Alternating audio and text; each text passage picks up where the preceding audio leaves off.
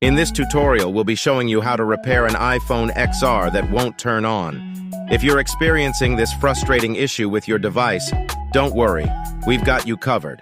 We'll walk you through the steps you need to take to diagnose the problem and then fix it. We'll cover everything from checking the battery to resetting your device and more. Whether you're an experienced tech user or a beginner, our step-by-step guide is designed to be easy to follow and understand. You'll be able to troubleshoot and fix the issue quickly and easily, without having to spend a lot of money on professional repairs.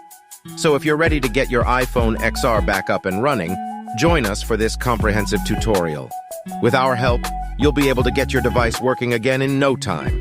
Don't forget to hit the subscribe button to stay up to date with our latest tutorials and tech tips. And if you found this video helpful, please consider sharing it with your friends and family who may also be experiencing issues with their iPhone XR. Your support helps us to continue creating helpful content for our viewers. Thank you for watching.